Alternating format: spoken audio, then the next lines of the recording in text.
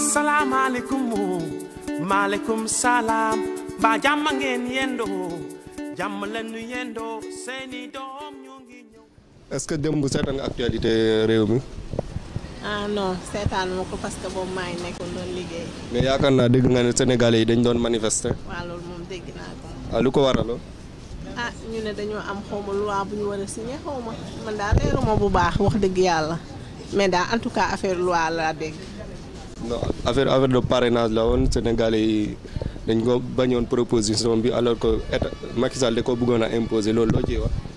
ah comme yéen jeunes yi yéen a fal Macky Sall léegi kon Macky Sall lu mu def rek na leen neex su ngeen di fal da ngeen di xool ku ngeen di fal bu baax a baax affaire nguur moom affaire nguur lenn rek la képp ku fi toog muy Macky Sall muy kaneen ak kaneen képp ku fi toog rek sa bopp nga fi toogal soo jeexalee rek dem kuy ñëwaatit moom Macky Sall ñoo yem rek Sénégalais moo bindoo noonu ku nekk rek da ngay defar sa bopp defaroo askan bi seen bopp rek la ñuy defar ak seen njaboot ak seen i xarit loolu rek la.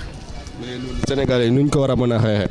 Sénégalais yi ñoo war a am fulla xam nga lan la nguur du loo xamante ne nii pour yow ak sa famille ñun ñëpp nga nguuroon doon léegi ñun xam nga ñun lu ñuy def mooy par exemple léegi ku fi toog say quelques mandats ya nga fay am rek ñu nga jël ko fa keneen ñëw ñuy xool nag keneen kuñ fiy teg nag moom Macky Sall rek ñoo yem moom Sénégal moom ñëpp ak Macky Sall dañ ne woon Ablaye Wade Macky Sall nee nañ moo ñëw moo gën a yées moo gën a pur Ablaye Wade donc kon ku ñuy jëlaat it mooy gën a piraat Macky Sall rek su ñëwee rek na mandaam jëf moom daal ni ñu yor suñu carte rek fu mu baaxewul rek ñu randal ba keroog ñu am lu baax te Sénégal gëm naa sax lu baax du fi am ndax ñëpp a yam doon def benn interview pour laajte affaire parrainage bi j'espère que xam nga si dara. waaw système parrainage bi waaw bon dégg nañ ñu ciy wax comme ñëpp comme presse bi nu mu koy wanee ci télé yi rek ak rajo yi ni ñu koy déggee rek parce que information yi ñu ci jot a am mooy système parrainage bi système la boo xam ni bon dañoo bëgg a dugal benn loi boo xam ni day teg benn système boo xam ni candidat képp ku bëgg a déposer candidature ci présidentielle yi il faut nga am li ñu mën a wax plus de 70 000 signatures te 70 000 signatures yooyu noonu booy apposer sa signature dañuy jël sa filiation yëpp maanaam sa tur dinañ ko jël sa sant sa date de naissance sa numéro de carte d'identité te en plus am na beneen disposition tamit bu ñu bëgg a inclure ci code électoral bi mooy comme quoi képp ku bëgg a nekk candidat ci élection présidentielle il faut que nga am droit de vote comme maanaam foog nga doon électeur te ñooñu noonu day am benn façon nit yoo xam ne dañuy dund ci dëkk bi façon citoyen yoo xam ne da leen exclure comme ñi nga xam ne ñu ngi kaso comme képp ku nekk kaso ñu tëj la maanaam xam nga sa droit de vote da nga koy perdre ku mel ni Khalifa Sall wala ku mel ni Barthélémy Dias bi ñuy tëj nii wala ku mel ni Karim Wade kon ñooñu dañ leen exclure ñooñu mënuñoo voter te mënuñoo déposer tamit candidature loolu tamit day poser beneen problème te 70 000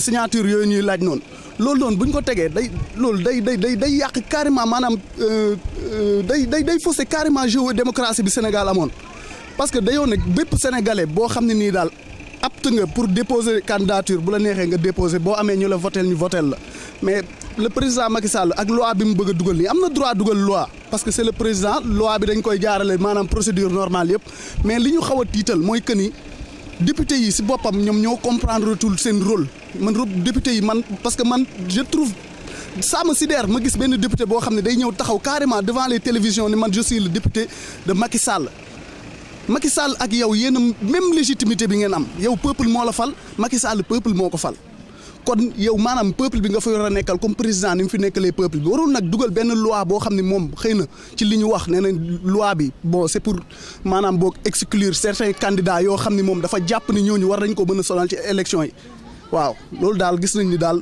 bu dee loolu la ñu wax loolu daal jaaduwul day fausser carrément jeu démocratie bi nañ ko teg comme niñ ko daan tegee daal ku nekk boo amee boo bëggee déposer sa candidature nga déposer ko sans pour autant que muy am benn problème quoi. D'accord su ma déggee li nga wax donc tu es contre.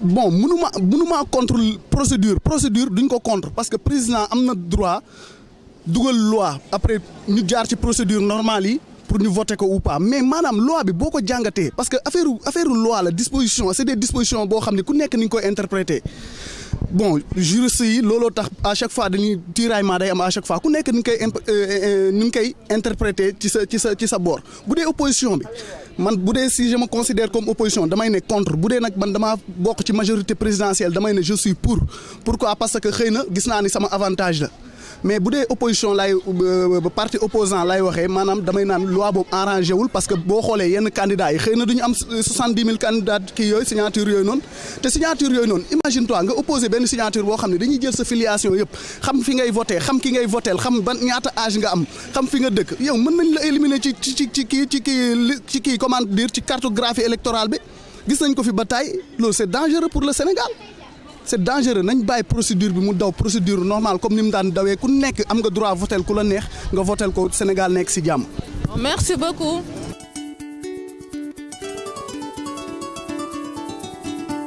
asalaamaaleykum maaleykum salaam ba jàmm ngeen yendoo jàmm lañu yendoo seeni doom ñu ngi.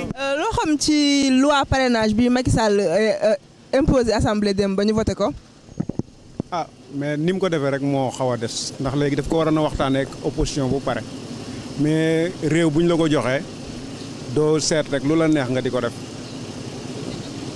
réew suñ la ko joxee daal toujours da nga war a di diisoo ak nit ñi nga bokkal réew mi ndax da ngay xalaat da ngay jóg ci réew mi sa morom jël heure bu ñu la ko defee rek du neex kon moom nay diisoo nit da ngay diisoo ak say mbokk. nit da ngay diisoo ak ñi nga bokkal réew mi comme ñoo bokkoon réew mi dafa waroon a woote di diisoo ak ñoom di wax ak ñoom parrainage bi xëy na man xaw ma lan la woon mais xëy na peut-être baax na xëy na peut-être baaxul niñ ko waxee niñ ko expliqué xëy na baax na mais bu fekkee ci niñ ko expliqué la dama xamul nag est-ce que loolu moo ca nekk wala nekku ca mais bu ca nekkee moom ah baax na ndax léegi parti it wax dëgg dañoo bëri comme ça nga ñëw bëgg a dajale parti yooyu yëpp bëgg leen a voté day metti bu fekkee ni mu ko waxee noonu la baax na. mais est-ce que xalaat nga ni ak attitude bii ni muy doxalee nii ci dëkk bi nii war nañ ko mën a falaat 2019. ah xam nga fal moom di ñiy wax ak ñiy folaate bokkuñu da ngay gis koo xam ne day nekk fii ci mbedd mi di wax te fekk na du fal nit ndax léegi yorul carte d'identité yorul carte électeur yooyu yëpp def ci bokk mais nag comme soo xoolee ci ni muy defee daal ah gis-gis bi li nga mën a wax ci gis-gis nga mën a wax peut-être mën na bañ a am mais nag nañoo xam ne ñiy fal du ñuy wax ci rajo yi du ñuy wax ci mbedd mi. merci.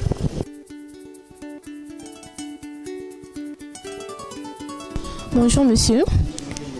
Que pensez-vous de la loi du parrainage qui a été adoptée? Ah, voilà, merci beaucoup. En tout cas, bon, je pense que c'est une excellente loi pour moi. Parce que cela permet actuellement de réduire le nombre de candidats à la présidentielle. Voilà. Merci. Ne pensez-vous pas que c'est une stratégie pour le président Macky Sall d'éliminer ses adversaires? Bon, je pense pas. Personnellement, je pense pas. Parce que bon, on a vécu l'expérience par rapport aux élections qui viennent de passer, là où on a eu 47 candidats. Je pense que c'est pas intéressant. Voilà. D'accord, merci beaucoup.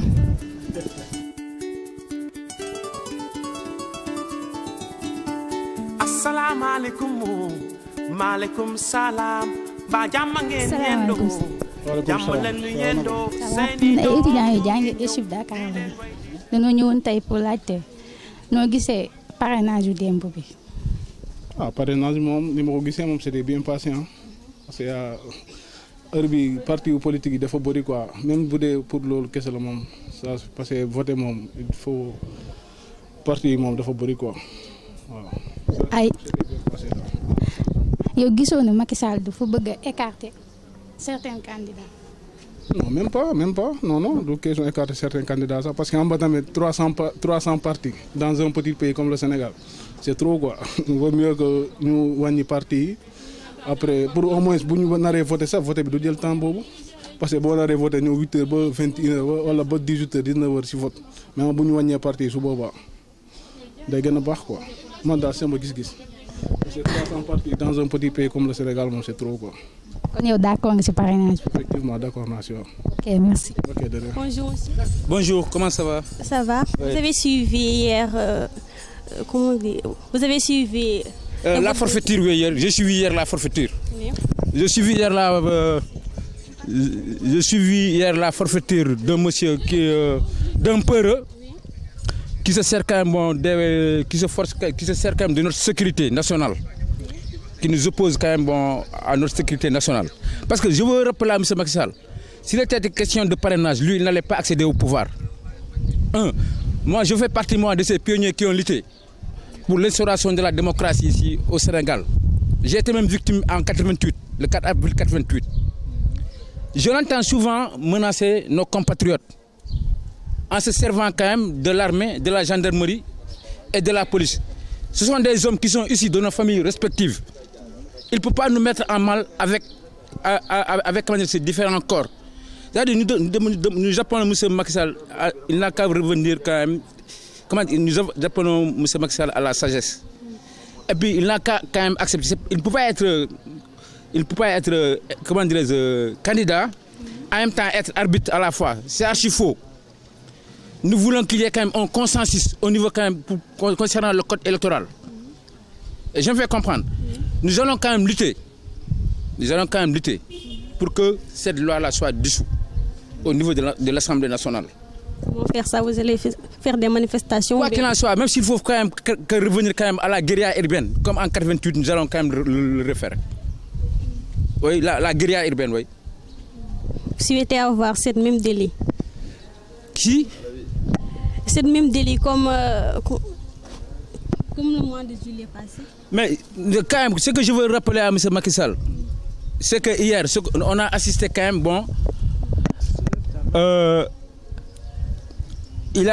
hier, il n'y a pas eu quand même un débat au niveau de l'Assemblée nationale. Bien sûr que lui, il avait quand même la majorité mécanique. Mais quand même, j'ai vu quand même une opposition vraiment regroupée avec des gens qui avaient quand même des positions, qui défendaient des positions et puis qui étaient pertinentes dans leurs positions. Sachant que quand même, ils ne pouvaient pas apporter quand même une réplique concernant quand même leurs arguments. Ils ont préféré quand même faire un forcing. Faire un forcing, c'est quoi? C'est-à-dire qu'il y ait quand même un truc sans débat. Vous ne pensez pas que l'opposition devait en discuter ça avec lui avant qu'on a...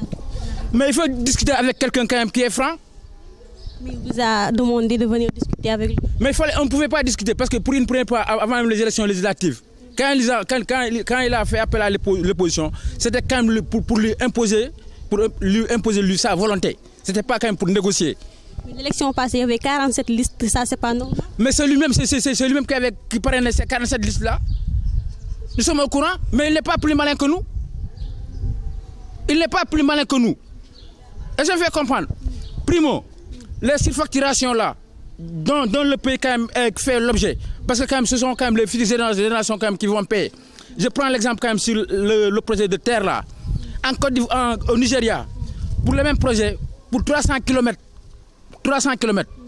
ça a coûté aux Nigériens 650 milliards. Pourquoi maintenant pour le même projet, pour 37 km, ça nous revient quand même pour le même coût?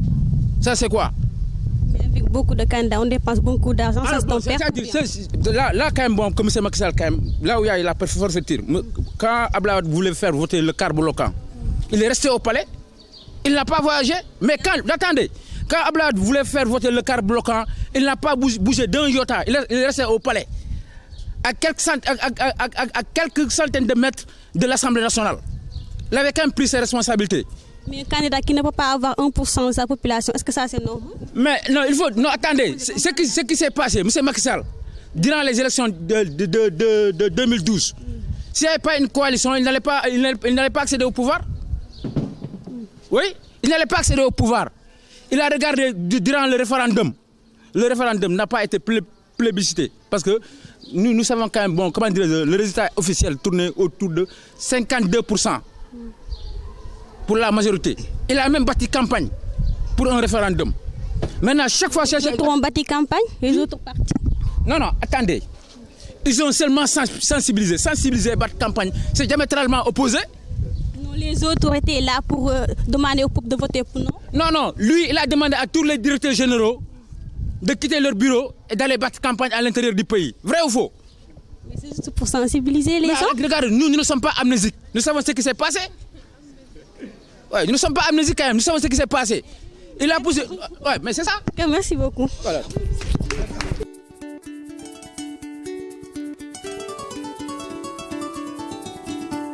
Assalamu alaikum, maaleykum salaam, ba jàmm ngeen yendo, jàmm leen yendo, seeni doom ñu ngi ñëw di leen way di leen. Salaamaaleykum papa. Waaleykum salaam wa rahmatullah. Papa tey de ñun ay jeunes yu ndaw lañ dañ doon jàng. ñu ngi def enquête ci système parrainage loi parrainage bi Macky Sall doon voté démb léegi loo ci xalaat. Loolu moom xanaa nuñ ko gaawee def rek maanaam nuñ ko defee waran nañu taaxiir lu tuuti pour nit yi diisoo ci parce que diisoo dafa am solo ci mbooloo. loolu moo tax lislaam dafa digal yonent bi sallallahu alayhi wa sallam mooy maanaam na nga diisoo loolu moo tax am na ci lislaam sax saar bu ñu tuddee diisoo buñ ko diisoon rek mu gën a am faayit loolu la. léegi yéen lu ngeen xalaatoon ci lu mu def li ndax ànd ngeen ci walla ànd ngeen. man nu mu defee parce que. ñàkk diisoo gi loolu moo tax ànduma si léegi ñàkk waxtaan bi kese mooy doon waaw ak manifestation yi xale yi doon ñàkk waxtaan bi moom laa gis moom moo indi manifestation bi buñ defoon waxtaan rek maanaam xëy na lii du ci am te mun nañ jël solution boo xam ne dëkk bi yëpp mënoon nañ ci jëfandikoo boo xam ne mun na jaar yoon. minen ni joni aɗa haalde profam haalpular tawde ka haalpular min namdo ma seeɗa Macky Sall ko haalpular ko bande men joni ko miijiɗa joni e ko waɗi ko tawi fuutanko fof ne jaadi hen walla jaadani hen. min komi haalpular komi fuutanke wolofam laaɓani ni no yarini min no kaldiranma min ɗum hawrananimi waɗimi hawrananimi ko wasi wonde diisodiral ngal sibu nelaɗo sallllahu alayhi wa sallam ko kañum woni ɓurɓe timmude e neɗɗo goɗɗo tan mo wona annabi kono noon allahu subhanahu wa taala wimo yo diisnu ɓe wondi ɓe e diisnugol en adda kibenugol ɓernde so yimɓe ne gonda so tawi ne diisodira tan hay sinno luurdi luurgol ngol ene wawa waɗa ɗo haaɗi ɗum noon on fonno diisondirde yimɓe ɓe ko adi nde ɗum waɗate ko ɗum waɗi noon mi yiyandam e wonde men haalpular en so tawi en ƴewtidima tigi tigi en gandat ene wawi wooda ko mankini e rendo meɗen sababude wasde diisondirde nde joni ko waɗi ko est ce que fuutankoɓe ma gotanmo 2019 inchallah fuutankoɓe pour gotanamo walla mbasa wotandemo ɗum kam min mi anda ɗum kono mi sikkani kam tawi tan ko waɗi ko ne addana yimɓe ɓe wotandemo walla tan kadi mbasa wotandemo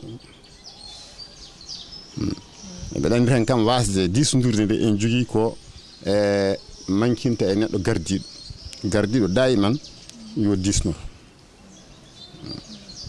haalama a jarama. Bonjour madame, vous allez bien? Oui, je vais bien, merci. On voulait vous poser quelques questions sur l'actualité qui s'est passée hier à l'Assemblée nationale à propos du loi de parrainage. Bonjour d'abord. Pour l'actualité d'hier, bon, j'ai pas été informée, mais j'ai entendu par des informations sur le net qu'il y a eu certains mouvements, il y a eu certaines perturbations, des bombes lacrymogènes ont été bombardées dans certaines rues de Dakar. D'accord. Vous savez de quelle loi parle le parrainage? Je n'ai pas d'idée sur ça. J'ai pas d'idée sur la loi du parrainage, mais j'aimerais savoir un peu plus, mais je vais me renseigner. D'accord. Et pensez-vous que les manifestations peuvent arrêter cette loi? Non, je ne pense pas. On ne résout pas tout avec la violence, premièrement. Alors, manifester dans les rues et mettre la vie des gens en danger, je ne pense pas que ça soit nécessaire. Il y a d'autres solutions, mais pas, comment dire, faire du désordre, du tapage dans les rues. Ça n'arrange rien. D'accord. Merci, madame.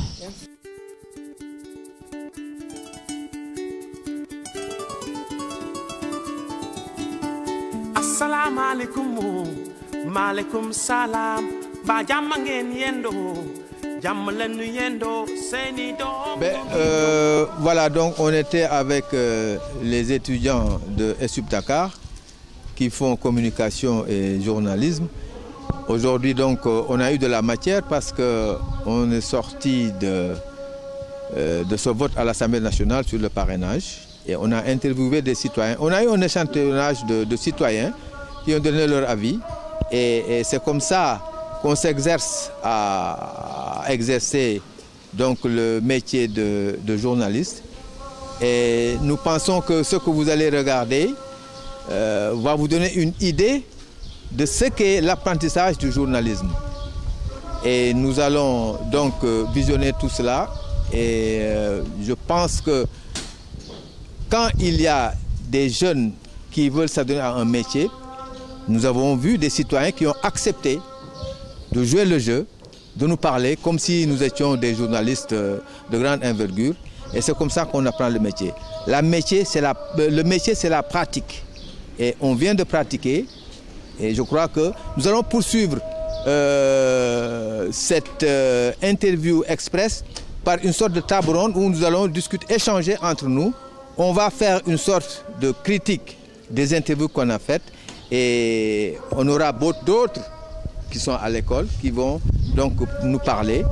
Et pour conclure, je pense que c'est un bon exercice et c'est dans la pratique qu'on va se forger. C'est ce que je dis toujours aux jeunes, c'est dans la pratique. Le journalisme, c'est la pratique. C'est dans la pratique qu'on exerce son métier. Merci beaucoup.